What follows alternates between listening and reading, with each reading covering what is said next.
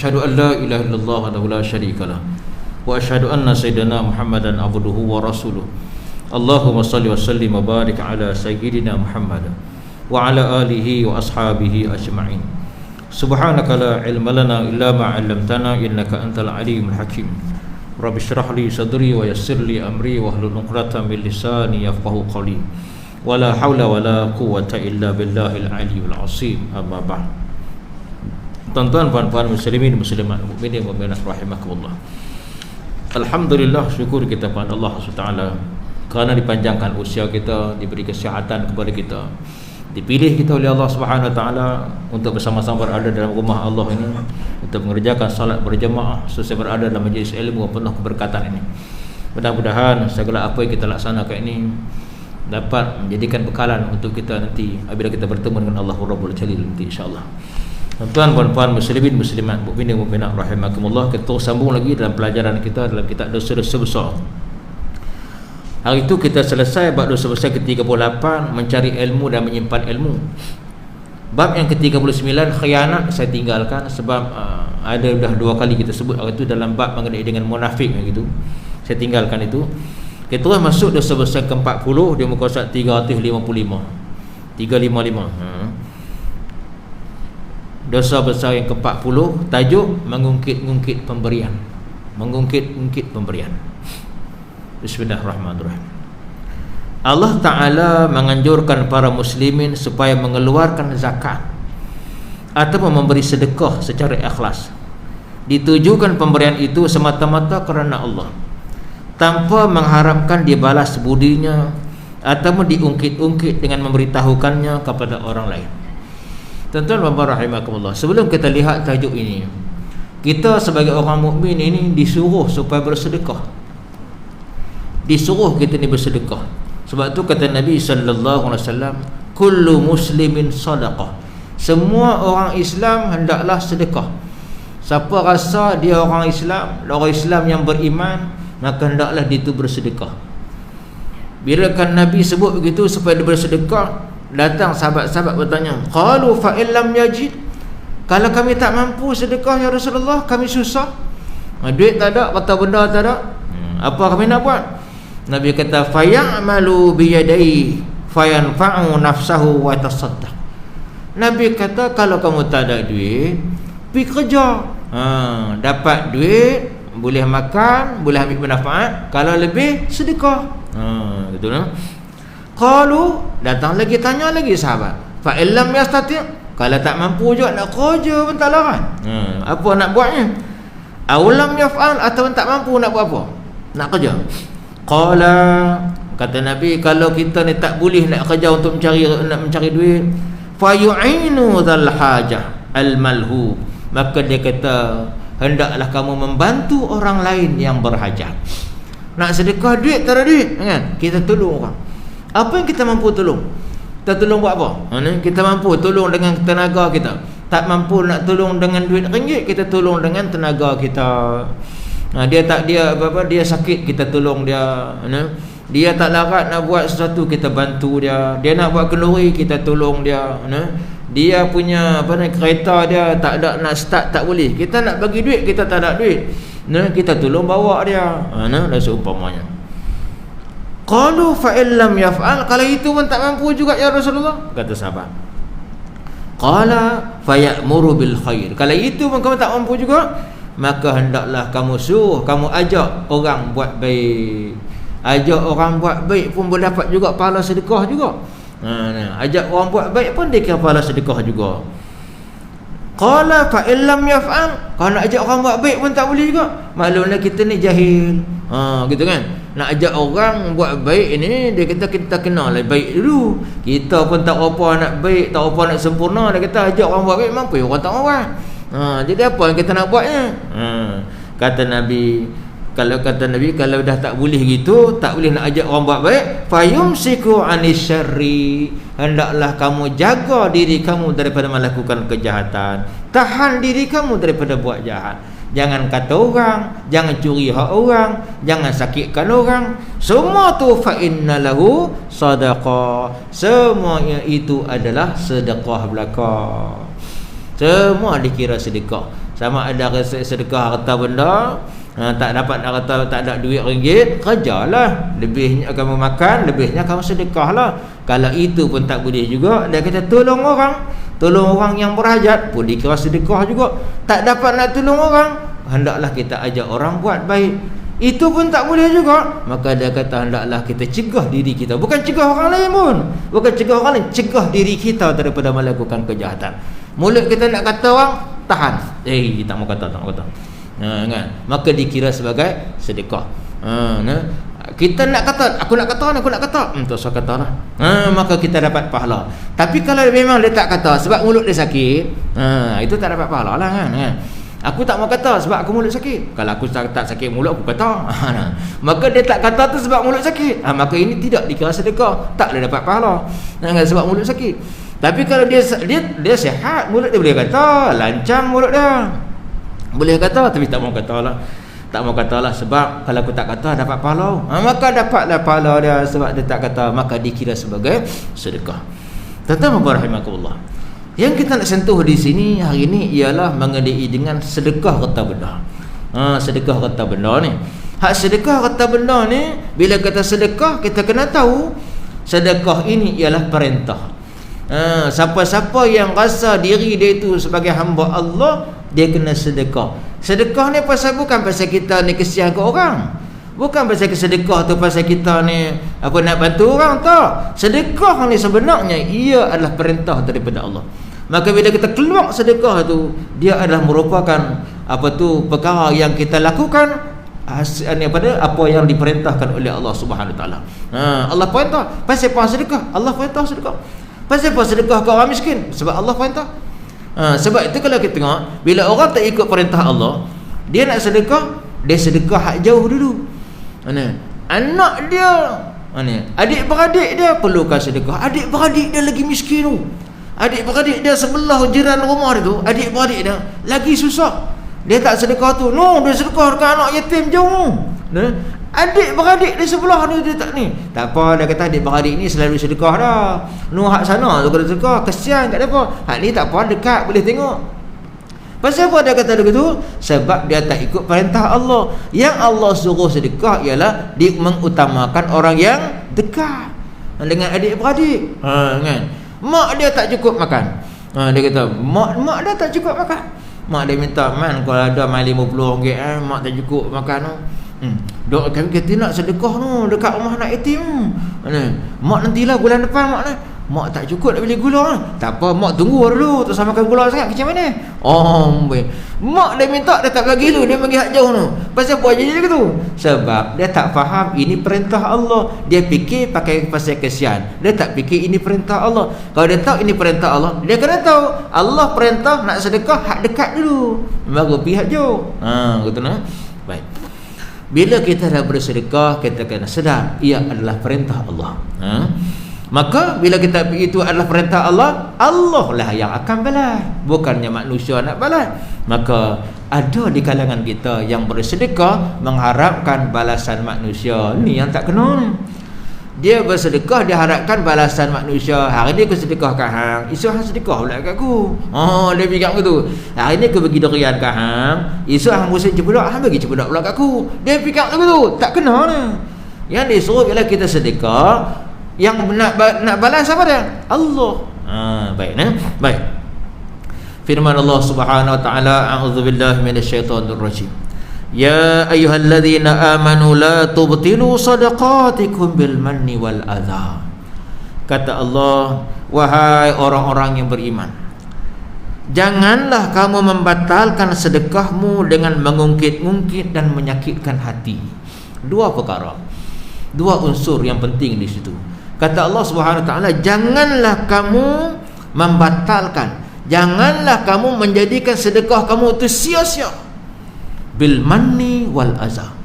Karena yang pertama ialah kerana mengungkit-ungkit, yang kedua wal azab, iaitu menyakitkan hati. Tuan-tuan dan rahimakumullah. Maknanya dua perkara yang penting di situ. Siapa yang mengungkit, maka menghilangkan pahala. Menyakitkan hati bukan sekadar hilang pahala, dosa dah lagi mari. Dua perkara ni penting kita kena jaga. Kalau dia hanya sekadar ungkit-ungkit saja, maka tak dapat pahala lah, sebab dia punya sedekah dia. Tapi kalau dia sakitkan hati, bukan sekadar tak dapat pahala, dosa lagi orang mari. Tu nah. Jadi maknanya kita kena jaga. Apa beza itu? Ni dia katakan orang-orang yang mengungkit-ungkit. Apa beza dia? Mengungkit-ungkit ni dia sebut-sebut tapi tak sakitkan hati orang. Saja aku sebutnya. Bukan aku nak buat apa, aku saja sebutnya. Oi, semalam aku sedekah kat orang tu kan. Aku sedekah kat masjid semalam 500. Aku tak pernah sedekah pun. Semalam aku sedekah. Aku rasa tak tahu, aku ni sejak belakangan ni aku suka sedekah. Sejak kebelakangan ni aku suka sedekah. Tambah pula mak bapak aku memang kaki sedekah. Aku pun suka sedekah. Mungkin aku ni dilahirkan untuk sedekah kot. Kan. Ni nak ungkit-ungkit nak sebut. Ni tu apa tu pasal apa tak tulis nama saya. Saya sedekah RM50 tu. Orang lain semua RM10, RM10, RM5 pun tulis berderet tu. Saya sedekah RM50 tu. Tak ada tulis pun nama saya. Kan. Dia nak juga nama dia tulis. Ini dia katakan mengungkit-ungkit pemberian. Nama saya tak tulis. Amboi, duit saya tak laku kan. Dia nak juga nama dia tu. Aku tak sakitkan hati orang, kata. Aku saja disuruh tulisnya. Ini dia katakan mengungkit-ungkit pemberian. Apa hasilnya? Pahala tak dapat. Kita punya sedekah kita tak dapat pahala sebab kita ungkit-ungkit, disebut-sebut. Ni jasa aku ni. Ini jasa aku ni. Ada ni masa dekat belah-sebelah sini aku wakaf lah. Aku wakaf. Tu meja-meja 2-3 tu aku wakaf. Kan? Aku wakaf bulan-bulan ni aku duk wakaf. Tiap-tiap bulan aku duk wakaf, duk cerita dekat orang. Orang sampai ni apa tu sedekah kena sorok-sorok, jangan bagi orang tahu. Hanya Allah saja yang tahu. Dia cerita kat orang. Tu aku yang wakaf tu. Orang tak tanya apa, dia cerita. Menghilangkan pahala. Satu lagi wal adha, dan menyakitkan hati. Bukan sekadar dia cerita tapi bagi sakit hati orang. Dia kata kalau aku tak bagi tu, kalau aku tak sedekah tu pakai krin lah. Ni kalau aku tak sedekah bayar duit bil, pakai tak menyala lah surau. Pasal apa? Aku tiap bulan aku masuk 300 untuk surau bayar bil elektrik. Kalau aku tak bagi, baiklah surau tu pakai tak hidup lah. Sebab menunjukkan jasa aku. Orang yang hak dengar AJK dengar sakit hati. Amboi, hilang jasa kita jasa dia seorang orang kata jasa dia ingat besar sangat RM300 dah tu. Kata-kata dia menghina orang lain. Sakit tak hati orang? Sakit hati. Maka bukan sekadar tak dapat pahala, tapi mendatangkan dosa lagi sebab menyakitkan hati orang lain. Kita nak bagi sedekah, nak bagi orang makan, kita nak peleceh orang ni, hampa ni harap dia sedekah, tak mau cari makan, tak mau cari makan, ni aku bagi ni hampa tahu ni mahal ni aku bagi ni ayam berapa ringgit sekor, beras berapa ringgit sekampit, hampa kira mana ni, hampa harap duduk tunggu saja aku nak bagi makan, duk marah orang. Orang pun dengar, Allah, hai malunya lah, hai kita kena marah. Nak makan beras free pun susah. Allah, nak makan ayam free pun payah. Baik tak payah makan ayam, makan tulang ayam je lah. Pasal apa? Pasal Allah, hai, rasa malu. Kalau kita ni budak-budak tak apa, di kita ni orang tua. Dia katanya kita malas, memanglah aku malas, tapi janganlah kata kuat-kuat, malu kat orang.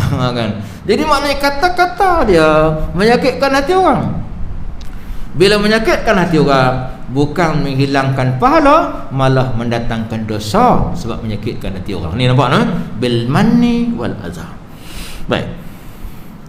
Berkata Al-Wahidi, yakni dia mengungkit-ungkit apa yang pernah diberikannya itu kepada orang lain. Dia disebut dia ada bagi ke orang lain tu, dia ungkit-ungkit. Dia bela dekat rumah dia ada adik ipar dia 2 orang.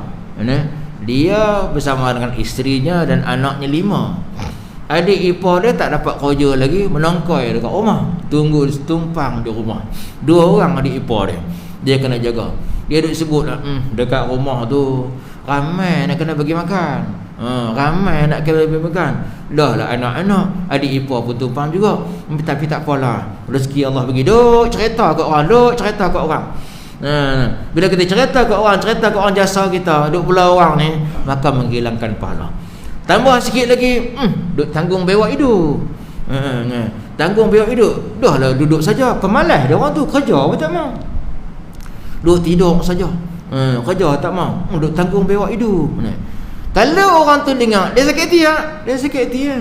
Sedekah sudahlah. Bagi makan setiap hari, hang bagi makan orang tu, dia kira sedekah. Setiap kali duk bagi makan depa tu, dia kira sedekah. Dia duk ungkit-ungkit dan menyakitkan. Kalau kau tu dengar sakit hati, maka menghilangkan pahala dan juga mendatangkan dosa. Manakala Al-Kalbi pula berkata perkataan Al-Manni itu ialah mengungkit-ungkit terhadap Allah dalam sedekahnya. Sedangkan perkataan Al-Azza pula, yakni dengan menyakiti hati orang yang diberikan sedekah itu. Ni pendapat ulama. Dia kata yang dia katakan Al-Manni itu, kata Al-Kalbi, Al-Manni itu ialah mengungkit-ungkit terhadap Allah dalam sedekahnya. Macam mana dia kata mengungkit-ungkit terhadap Allah dengan sedekahnya? Dia bila bagi sedekah RM20 tu, dia dah sebut habis hadiahku. Dia sebut habis hadiahku. Dia tak cerita ke orang. Dia tak cerita lah ke orang, tapi dia sebut habis. Yang dah sedekah, ini pemberian yang Allah bagi rezeki kat kita. Kita syukur atas rezeki kita yang diberi oleh Allah kat kita. Maka kita sedekah. Sedekah itu perintah Allah. Maka jangan ada ungkit-ungkit lagi di hadapan Allah. Habis duitku. Tak tahu bila dapat pula duk ungkit-ungkit. Kita sedekah habis, kita tahu ganjarannya di sisi Allah. Kan? Sebab tu kadang-kadang kita tuan-tuan, depa ingat, ramai antara kita yang ingat bila sedekah itu ialah untuk menyenangkan orang lain. Sebab tu dia jadi begitu. Dia sedekah, dia fikir nak senangkan orang lain. Dia lupa bahawa bila sedekah tu untuk senangkan diri sendiri. Bila kita sedekah tu untuk senangkan diri sendiri, bukan untuk kita senangkan orang lain. Nak senangkan diri sendiri macam mana? Dekat dunia Allah tambahkan rezeki, di hari akhirat Allah tambah rezeki. Pokok durian kita, luruh pokok durian, luruh buah durian. Luruh buah durian kita ambil yang elok-elok pergi sedekah kat orang. Kita fikir bagi sedekah, kita boleh apa supaya orang dapat rasa buah durian. Tak, sebenarnya buah durian yang kita elok yang kita bagi kat orang tu, mudah-mudahan Allah akan tambah lagi buah durian kita tahun depan lagi banyak buah. Gitu, supaya Allah lagi bagi perelok lagi buah durian kita. Kalau kita tahun ni apa ni, mai 100 biji, tahun depan mai 500 biji. Jadi mana apa yang kita bagi dekat orang tu bukan untuk menyenangkan orang lain. Ini kita kena ingat. Bila kita bagi dekat orang bukan untuk menyenangkan orang lain, untuk menyenangkan diri sendiri dekat dunia dan juga di hari akhirat.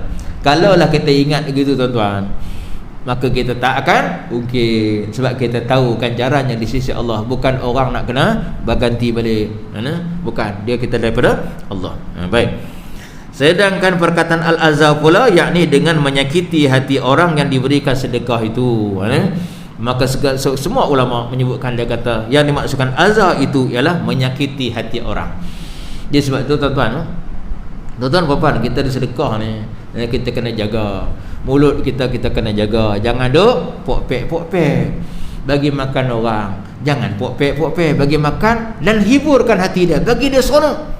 Sebab itu tuan-tuan, bila kita tengok zaman lah ni, dia zaman lah ni dengan zaman dulu lain. Zaman dulu kalau bagi makan orang tu memang bagi orang tenang, bagi orang seronok. Dia hidang makan duk 4 orang, salam.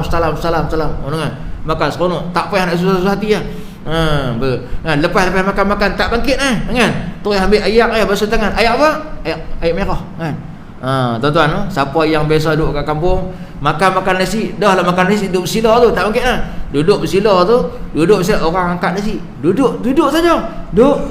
Orang angkat nasi, orang angkat air, turun basuh tangan. Dah habis makan nasi, basuh tangan dengan air apa?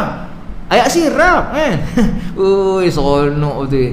Saya ingat dulu masa kecil-kecil seronok makan kenduri basuh tangan dengan air sirap. Bukan air putih, tak main air putih, dengan air sirap. Minum air tu, air sirap kat basuh tangan. Itulah dia. Apa tu? Memang ada menjadi satu kebiasaan. Mana orang dulu makan kenduri basuh dengan air sirap. Kan. Selau ni takkan jumpa orang. Apa yang saya nak beritahu, istimewanya orang makan kenduri tu, dia duduk sila tu, semua orang angkat. basuh tangan dengan air sirap. Nak menunjukkan kepada kita bahawa orang dulu bagi makan orang memang bagi seronok betul. Dia ni pahala besar. Orang lah ni bagi kenuri, Allahu Akbar, kena berbaris. Nak dapat makanan tu kadang-kadang berbaris. Ada satu tempat saya pergi gitu, kena baris dah lah kemah tu, kemah penuh orang dah. Dia buat tempat nak ambil makanan tu di hujung tepi bucu kemah. Berbaris kat tengah panas tu. Kita baru pening kepala. Tapi tak makan, dia pun kata, ustaz makan dulu. Ustaz makan dulu, ustaz aku mana makannya, kena baris ustaz. Kena masuk barisan dia kata. Jadi kita kena jugalah masuk barisan. Kan? Nanti dia berkata pilih kasih pula. Tak apalah, masuk barisan. Berbaris, berpeluh nak dapat makan pun. Pergi baris. Tengok alamak, ayam pun habis. dapat rencah saja, dapat rempah saja. Tak apalah, ambil rempah saja. Dah dapat tengok air sirap pula habis. Kena patah balik bangkit pula. Allah Akbar, nak makan berseksa. Kalau dalam keadaan macam ni tuan-tuan, nilai pahala dah macam mana? Pahala sedekah dah macam mana? Kurang. Sebab apa? Menyusahkan orang. Kalau siapa yang nak pahalanya senang, dia bagi makan orang dengan selesa, orang duduk makan seronok, orang makan. Yang ni yang paling pahala besar. Dia tidak menyusahkan orang lain. Baik, bila kita bagi makan orang, ini apa, dengan selesanya, dan lepas tu kita tak cakap, tak kata-kata, kita marah-marah orang, duduk ungkit disebut-sebut, kan? Maka menghilangkan pahala. Seterusnya kata Nabi sallallahu alaihi wasallam lagi, salasatun la yukallimuhullah. 3 jenis manusia ni Allah tak bercakap dengan dia. Wala yanzuru ilaihim yaumal qiyamah. Allah tak tengok wajah dia. Wala yuzakkihim. Allah tak membersihkannya, Allah tak mengampunkan dosanya. Walahum azabun alim. Bagi mereka itu azab yang sangat pedih. Ni 3 jenis manusia ni, dia kata Allah tak cakap dengan dia, Allah tak tengok muka dia, Allah tak ampunkan dia. Allah tak cakap dengan dia. Sedangkan di hari akhirat esok, dalam syurga esok, nikmat yang paling syok sekali ialah nikmat boleh melihat wajah Allah, kan? Nikmat yang paling seronok sekali, nikmat boleh melihat wajah Allah.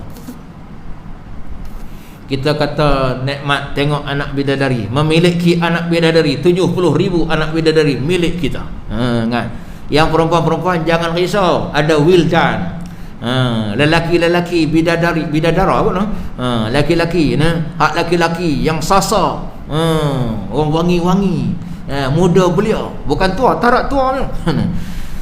Orang laki-laki ada anak bidadari, anak orang perempuan ada wildan ramai, kan? Punya lah seronok, kan? Paling seronok lah, kan? Tengok lah ni, kan? Lah ni trend lah ni, kan? Orang perempuan tua cari, dia tak mau cari orang tua, dia cari lelaki muda. Kan? Kan? Kita tengok dah, Datuk Bida dah dapat dah lelaki muda, kan? Mungkin di sini pun jadi orang tua-tua, kan? Siapa-siapa nak menikah cari lelaki muda. Hak tak mau dah lelaki tua. Dah cari dah lelaki muda. Ada trend lah ni. Baik, esok di hari dalam syurga esok, semuanya muda-muda belaka. Kita hak lahir, ya kita pun dijadikan semula esok muda-muda belia. Dan pasangan kita semua muda-muda, semua handsome, semua comel-comel letih. Walaupun begitu, bila tengok anak bidadari, tengok wildan ni, tak heran lah. Tengok wajah Allah, terpaku tengok wajah Allah, rasa senang, rasa seronok sehingga tak lalu nak makan. Tengok wajah Allah, semua tak mau makan, nak sedap tak mau dah, tak lalu dah kenyang. Tengok anak bidadari tak nak lah, tengok wajah Allah, punya indah, punya seronok. Tengok wajah Allah, apatah lagi dapat berbicara dengan Allah, dapat bercakap dengan Allah, lagi seronok. Itulah nikmat yang paling besar dalam syurga, apabila kita melihat wajah Allah dan dapat bercakap dengan Allah. Tapi ini manusia tak dapat tengok wajah Allah, tak dapat bercakap dengan Allah. Ini berat lah. Mana nikmat yang paling besar sikit dia tak dapat. Nanya. Dah lah tu. Wala yuzakkihim. Dan Allah pun tak ampunkan dia. Dah lah tu. Walahum azabun alim. Bagi mereka azab yang sangat pedih. Dah tu lah azab yang sangat pedih. Maknanya masuk neraka dia. Siapa dia? Yang pertama dia kata al-musbil. Al-musbil. Siapa yang al-musbil ni? Orang-orang yang melabuhkan kainnya sampai ke paras kaki. Laki-laki, ya. yang melabuhkan kainnya sampai ke paras kaki. Ada orang tengok kan, kawan-kawan kita pakai jubah sampai labuh, bawah buku lari sampai tepi jok. Kan. Ada yang pakai ada yang pakai kain pelekat sampai meleret. Ada yang pakai seluar sampai meleret, sampai tepi jok. Nabi melarang orang-orang mukmin yang memakai kain pakaian di sama meleret. Sebab apa? Sebab zaman itu orang-orang Yahudi, orang-orang jahiliah, mereka ini mana-mana yang kaya-kaya, yang mana bangsawan-bangsawan, mereka akan pakai pakaian yang meleret atas dasar kesombongan. Atas sebab sombong. Nabi larang orang mukmin pakai pakaian yang meleret kerana ini perbuatan orang Yahudi. Orang Yahudi yang sombong-sombong, yang bangsawan-bangsawan yang kaya-kaya, semua pakai kain meleret. Orang mukmin jangan pakai kain meleret, sebab itu adalah lambang kesombongan. Lambang kesombongan. Ada tu imam kita, kan? Tu imam yang tua, dia pakai kain labuh meleret untuk tepi-tepi. Kita kata apa tu imam? Jahil. Kain ni apa tu? Kain sampai meleret. Tanya dapat siapa kain meleret? Mana tak meleret? Isteri saya tak pandai jahit. Dia kata kan. Orang hadiah kat dia jubah Arab mana dia beli tu. Orang Arab kan tinggi besar, bagi kat dia kan. Dia tak pakai, nanti kawan kata ni sombong pula. Pakailah, pakai meleret pula. Nak suruh isteri jahit, isteri tak pandai jahit, pakailah berubah. Bukan pasal sombong, sebab isteri tak pandai jahit. Adakah ini dia katakan sebagai orang yang sombong? Taklah. Adakah ini termasuk orang yang akan dihukum? Taklah. Sebab dia bukan pakai itu sebab kesombongan. Yang dia kata hak bagi yang akan diseksa ni ialah orang yang pakai dengan sebab kesombongan. Begitu juga yang pernah kita sebut hari ini, kita pakai mask ni. Dia pakai mask ni. Dalam satu hadis Nabi SAW melarang mukmin, orang-orang mukmin memakai tutup muka ketika sembahyang. Dia sebut orang tu kan, ada satu hadis Nabi melarang orang-orang memakai tutup muka ni, pakai mask ni waktu sembahyang. Sebab ini perbuatan sombong. Sebab apa? Sebab Nabi ada masjid yang mula-mula dibinakan, Masjid Quba. Masjid Quba ni lantai pasir. Lantai pasir. Orang Perak kata lantai pasir. Orang Utara kata lantai pasir. Bila lantai pasir, kalau kena air, belodiak. Lepas siap kena air, jadi belodiak. Belodiak ni bahasa sini saya tak tahu kan. Jadi lecok kan. Ke pasir kalau kena air jadi lecok. Bila sujud kan melepau kat kepala. Kalau dia kering pula berdebu. Jadi orang-orang kaya, orang-orang bangsawan, orang-orang yang hebat-hebat, orang-orang yang ada orang-orang kenamaan, dia tak maulah muka dia berdebu. Dia bubuh muka dia dengan apa tu dia pakai mask di muka dia supaya tak berdebu. Maka Nabi melarang perbuatan ini. Sebab perbuatan ini perbuatan sombong. Orang-orang lain sujud muka penuh pasir. Sebab tu Nabi lepas Assalamualaikum warahmatullahi wabarakatuh dia sapu muka kan. Dia sapu muka. Kan satu riwayat dia nyebutkan dia sapu muka. Sebab apa? Nak buang pasir di muka. Kan. Jadi maknanya orang lain semua pakai berdebu. Orang-orang bangsawan, orang-orang kaya ni, boleh sombong, tutup muka. Tutup muka pasal takut kena debu. Maka sebab itu Nabi melarang. Sebab perbuatan itu perbuatan sombong. Jadi siapa yang pakai mask ini sebab sombong, maka haram hukumnya. Tapi kita pakai bukan pasal sombong, pasal mengelakkan daripada COVID. Dia sebab lain, nak mengelakkan daripada penyakit yang berjangkit, maka tidaklah dikatakan sebagai sombong. Jadi tidaklah berdosa, tidaklah makruh. Sebab nak mengelakkan daripada penyakit. Serupa juga tadi al-musbil tadi kan. Jadi bukanlah dia pakai kain itu sebab sombong, tetapi sebab isterinya tak pandai menjahit, maka tidak dikatakan sebagai sombong. Kalau sombong ni macam mana? Yang sombong ni macam tu pengantin kan. Pengantin pakai baju melirik-lirik panjang sampai 2-3 orang pegang baju dia, gaun dia 2-3 orang pegang. Dia berjalan tu dia punya gaun dia punya panjang tu 2-3 orang pegang. Yang pegang pula tengok orang tua-tua. Tersepak tunggu terjatuh. Dia tu rek usung dia punya gaun dia. Allahu akbar. Seksa betul nak menikah. Seksa sungguhlah nak menikah. Tapi jenuh nak berjalan pergi bawa gaun dia panjang tu.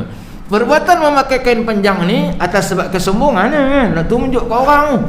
Dia tu hebat, dia menikah, dia bersalin pakai gaun panjang-panjang. nak tunjuk ke orang kan, sombong. Hak yang ni lah akan dihukum oleh Allah. Yang ni hak dihukum ni sebab atas dasar kesombongan.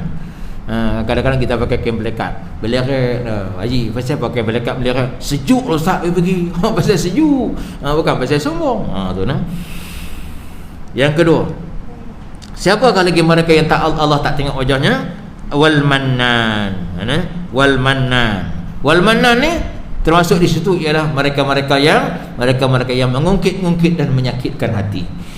Kalau tak mengungkit saja menghilangkan pahala, tak, tapi ni menyakitkan hati ni, maka Allah tak tengok wajah dia. Allah tak tengok wajah dia. Maknanya Allah tidak melihat wajahnya dengan pandangan rahman. Dia tak peluang dapat masuk syurga, dia takkan dapat masuk syurga. Yang ketiga, kata Nabi sallallahu alaihi wasallam, wal munfiqatu sil'atahu bil halifil kadhib. Iaitu mereka-mereka yang mengadakan sumpah palsu. Mereka-mereka yang menawarkan barang dagangannya dengan sumpah palsu. Dia jual barang, dia jual barang, orang tak nak beli, maka terpaksa dia bersumpah. Sumpah dia sumpah palsu. Ni musim durian baru lepas, orang jual durian. Bila jual durian, bukan semuanya orang yang tak erti, ramai orang yang erti beli durian. Orang hak erti beli durian, dia tahu durian lama ni, durian baru kan. Ni tangkai dah hitam, dah tangkai dah buruk dah, dia duk kata durian baru lagi. Orang tahu. Tapi sekarang pula dia punya style sekarang lagi hebat. Sekarang durian sekarang tambah durian mahal, durian musangking, durian apa tu, duri hitam, durian apa pelawang apa dah, durian macam-macam durian yang mahal. Satu hamba Allah tu, dia kata dia nak jual durian kat saya. Dia kata, ustaz, ni durian ni yang baiknya apa tu, durian hitam ke apa kan? Dia kata berapa? Dekat luar ustaz RM150 sekilo. Dekat ustaz saya jual murah kan? Berapa? Saya ingat RM5 sekilo. RM50 sekilo. Satu biji berapa kilo? Dia timbang tu 3 kilo ustaz. 3 kilo. 3 kilo duk ada RM150 sebiji. Allahu akbar. Saya kata, Mika makan sendirilah. Tak nak beli RM150 sebiji. Tu. RM150 sebiji. Cuma kita Mika makan sendirilah. Saya pakai makan durian biasa sudahlah. Tuan-tuan, apa yang saya nak beritahu? Oleh kerana durian tu mahal, dia ada cara baru. Dekat tangkai tu, biasa orang yang pandai dia akan tengok tangkai lah. Tangkai dia yang hak buruk tu, ini durian lama. Tapi tangkai dia yang hijau tu, ini dia orang tahu ini durian baru. Kalau durian baru sedap sikit, gas dia ada kan, dia gas dia power lagi. Kalau durian lama ada 3-4 hari, dia gas tak ada lah. Apa barang kalau makan durian tak ada gas, apa barang kan, tak rasa apa kan. Jadi oleh kerana dia nak melakukan durian dia, tangkai ini digam. Dia ambil pembalut, dia ambil tisu, dia balut dengan tisu. Dia buat tisu, dia siram air kat atas tu. Dia pandai, dia buat menipu orang. Dia buat tisu tu, dia titik air. Kan. Jadi bila orang nak, dia buka. Ui, hijau elok tangkai hijau, durian dah busuk. Tangkai hijau, dia pandai. Sebab dia kata orang kampung dia reti durian ni. Tangkai dia hijau dia beli, tangkai yang dah lama dia tak beli. Dia balut tangkai dengan tisu, dia buat air. Tisu tu basah je, tangkai pun elok hijau. Subhanallah, menipu. Bila orang tanya dia, ni durian bila ni? Durian baru pagi tadi. Ni mahal kan? Mahal. Sekilo RM50, sekilo RM150. Durian pagi tadi. Betul kan, nampak ni. Tengok tangkai. Yalah tangkai hijau tapi punggung dah busuk. Tangkai hijau, punggung dah busuk. Dak bab elok. Ya betul ke ni? Sumpah bang, wallah. Ni. Sumpah demi Allah, baru pagi tadi. Subhanallah, dia main sumpah demi Allah dah. Pasal apa? Sebab nak melakukan barang. Ni dia kata ni. Ni dia kata ni, mereka-mereka yang wal munfiqatu sil'atahu bil halifil kadhib. Mereka-mereka yang menawarkan barang dagangan dengan sumpah palsu. Demi nak melakukan barang-barang dia sanggup bersumpah demi Allah, barang baru, barang baik. Kita beli durian dah berpeluh tak ada gas kan, nak rasa apa, baik makan rambutan. Dah tentu batuk kan. Makan rambutan dah tentu batuk kan. Tu hak batuk-batuk tu pasal makan rambutan kan. Makan rambutan ni banyak. Baik, Maka dia kata, orang yang menawarkan barang dagangan ni dengan sumpah palsu, maka tunggulah di hari akhirat esok. Dia tak akan dapat melihat wajah Allah, tak dapat berbicara dengan Allah, dan tempat mereka itu di dalam api neraka. Pasal apa? Sebab menipu. Sebab menipu tu. Sampai punya sanggup menipu, sama sanggup disebut nama Allah. Demi Allah ni punya nak nipu. Ni nah. Baik. Yang dimaksudkan dengan kain, apa pakaian saja, termasuk kain sarung, gamis, jubah, selana dan seumpamanya yang menjejas kepada tumit kaki, kerana Rasulullah bersabda, ma asfala minal ka'bain minal izari wa huwa finnar. Dia kata apa-apa yang di bawah mata kaki daripada kain, bagi yang lelaki-lelaki lah, maka hal itu akan menyebabkan dia masuk ke dalam api neraka. Hak bawah mata kaki, yang bawah mata kaki tu meleret tu, menyebabkan dia akan dicampakkan oleh Allah ke dalam api neraka. Wal'iyazbillah. Seterusnya lagi sabda Nabi sallallahu alaihi wasallam, "Thalathatun la yadkhulunal jannah." 3 jenis manusia ni tidak akan dapat masuk dalam syurga. Siapa dia? Al-aqu liwalidayhi. Yang kedua, wal mudminul kham. Dan yang ketiga, wal mannan. Sekali lagi sebut wal mannan. Al-mannan sama hak tadi juga. 3 jenis manusia ni dia kata tidak akan dapat masuk dalam syurga. La yadkhul jannah, takkan sama sekali masuk dalam syurga. Tak boleh masuk syurga kecuali mereka dia bertaubatlah sebelum dia mati. Kalau sebelum mati dia bertaubat, mudah-mudahan Allah akan terima taubat dia, masuk syurga lah dia. Tapi kalau dia tak bertaubatlah sampai mati, ada 3 perkara ni, dia takkan dapat masuk dalam syurga selama-lamanya. Siapa dia?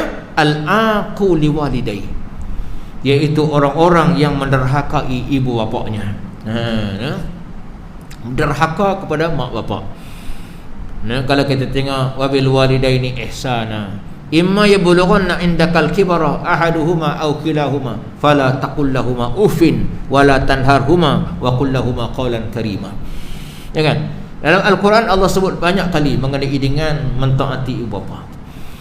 Antaranya dia kata wabil walidaini ihsana, dengan mak bapak hendaklah buat baik. Tambah pula kita mak bapak kita dah tua. Kalau tuan-tuan puan-puan umur 60 tahun, kalau ada mak lagi, mungkin mak kita 82 tahun begitu. 85 tahun. Kan? Umur dulu-dulu orang tua-tua dulu kahwin awal. 12 tahun kahwin lah. Kan? Yang umur 60 tahun kalau ada mak lagi, umur 82 tahun dah ada mak dia masih ada lagi. Kan? Jadi maknanya siapa-siapa yang masih ada mak, masih ada ayah, jaga. Hendaklah kita buat baik kepada mak bapak. Dan sekiranya mereka dah berumur tua, usia tua, di dalam peliharaan kita, sama ada dua-duanya sekali atau salah seorang daripadanya, kata Allah, fala taqul lahuma uffin, jangan kamu kata kepada mereka. Tak boleh. Apatah lagi kita nak hentak-hentak, apatah lagi kita nak baling cawan, apatah lagi kita nak lempak dia punya pampers. Pegang pampers tu, ping, lepau kena dinding. Marah sungguh tu kan. Ayah ni orang buat ni, dia buat pampers dia, dia kata-kata ke orang, dia buka pampers, pum, dia balik kena kat dinding, kelepak. Berkecai dia punya tu, dia habuk kan. Tu marah sungguh tu kan. Buat tak boleh, lempak pampers dia lagi tak boleh. Fala taqul lahum uffin wala tanharuma, jangan kau marah dia, tak boleh marah dia. Marah dia, suara tinggi dengan dia tak boleh. Wa qul lahum qawlan karima, hendaklah dia bercakap hak mulia-mulia yang elok-elok aja. Sebab tu kata Nabi sallallahu alaihi wasallam, orang yang derhaka kepada mak bapak, sama ada derhaka dia disebabkan kata-kata bentak dia kepada mak bapak dia, cakap kuat, marah mak bapak dia seumpamanya lah. Orang-orang yang berderhaka pada mak bapak boleh buat apa saja ibadat, kan? Orang yang berderhaka pada mak bapak ni boleh buat apa saja ibadat, jangan risau. Buatlah. Buat nak pergi umrah, silakan. Nak buat haji, silakan. Nak sedekah, silakan. Nak wakaf, silakan. Nak bangun tengah malam, silakan. Nak puasa, silakan. Nak buat ibadat apa saja, silakan. Namun dia tetap tidak akan dapat masuk syurga. Namun dia takkan dapat masuk dalam syurga. Hang buatlah apa pun. Habis itu macam mana nak masuk syurga? Sehinggalah kita bertaubat kepada Allah dan kita kembali buat baik kepada ibu bapa, minta ampun kepada dia, buat baik kepada dia, barulah kita akan dapat masuk dalam syurga. Tu pertama. Yang kedua Nabi kata wal mudminul khamr, Yang kedua, orang-orang yang penagih-penagih arak, pencandu-pencandu, peminum-peminum arak, peminum-peminum khamar, tak akan dapat masuk dalam syurga kecuali lah sebelum dia mati dia sempat bertaubat kepada Allah dan Allah terima taubat dia, tak apa. Dan yang akhir sekali kita, wal mannan, orang-orang yang mengungkit-ungkit pemberian sehingga menyakitkan hati orang yang diberi itu. Tiga perkara ni menyebabkan seseorang itu tidak akan dapat masuk dalam syurga. Habis itu lagu mana kalau kita dah buat, bertaubat dah kepada Allah. Habis itu kalau kita dah buat apa tu, kalau kita sedekah, kita dah pernah ungkit-ungkit, apa nak buat? Banyak-banyakkan istighfar, astaghfirullah. Kadang-kadang tuan-tuan, kita sedekah lalu kita pun riak, tunjuk kat orang. Apa yang kita nak buat? Aku nak buat macam mana ni? Aku dah sedekah tapi aku dah tercakap dekat orang. Aku tercakap kat orang lah, aku nak buat lagu mana? Maka kata ulama, kita istighfar astaghfirullahalazim. Kita niat di hati kita, ya Allah, aku buat ni semua semata-mata kerana Engkau ya Allah. Semua ni aku buat kerana semata-mata kerana Engkau ya Allah, tidak ada kerana manusia. Jadi mudah-mudahan Allah akan terima balik kita punya sedekah. Mudah-mudahan kita akan dapat keberkatan dan rahmat daripada Allah Subhanahu Wa Taala. Cukup dekat tu, yang sikit ujung-ujung tu, tuan-tuan dan puan-puan yang ada kitab, bolehlah baca, insya-Allah mudah-mudahan kita dapat keberkatan. Bismillahirrahmanirrahim. Rabbana atina fid dunya hasanah fil akhirati hasanah wa qina adzabannar. Wa sallallahu ala sayyidina Muhammadin wa ala alihi wa sahbihi ajma'in. Walhamdulillahirabbil alamin. Aqulu qouli hadza wa astaghfirullahal azim li wa lakum. Wassalamu alaikum warahmatullahi wabarakatuh.